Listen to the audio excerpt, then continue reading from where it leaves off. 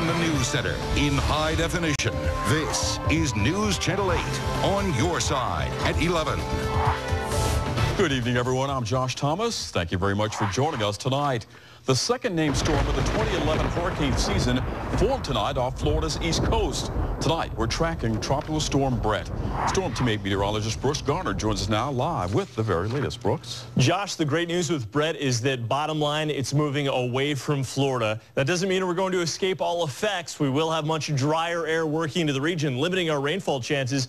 But as you mentioned, this is significant as it is a tropical storm. It formed tonight, and its name is Brett. It will be moving southeast very slowly and eventually overnight tonight, making the turn to the northeast. Right now it has winds of 40 miles per hour, officially moving southeast at 2, located at 27.5 north, 78.0 west if you're tracking this at home.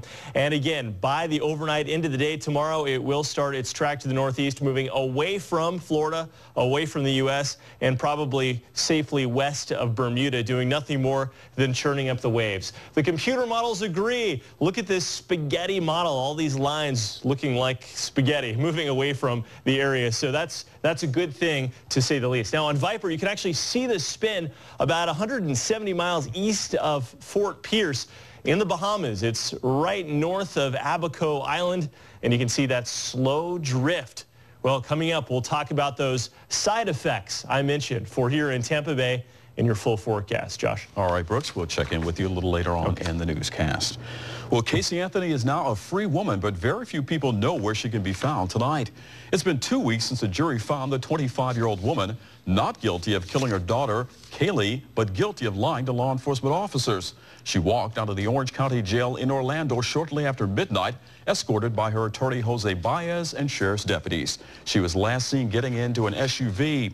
Angry protesters outside the jail were not shy about sharing their feelings. I don't feel justice has been done. There's no justice for her baby, only for her.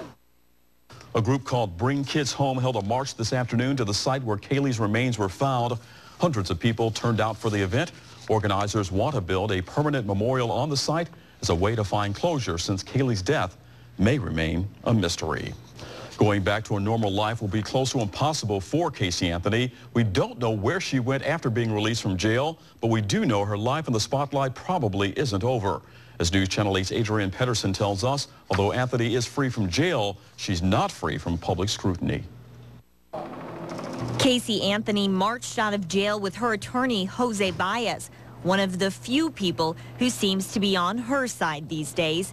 After alienating her parents and brother with allegations of abuse during the trial, where is she welcome? Some guess she was headed for Ohio, where she was born. But relatives there told an NBC affiliate Casey's not staying with them. Pam Plasia is Casey's aunt and was married to Cindy Anthony's brother for 25 years. She truly believes she's a celebrity. You need to look up the word celebrity in the dictionary. It means to celebrate somebody. There's certainly nothing to celebrate here.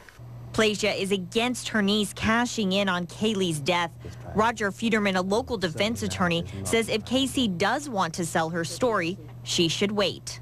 Keep a low profile, disappear, hide from everyone's sight.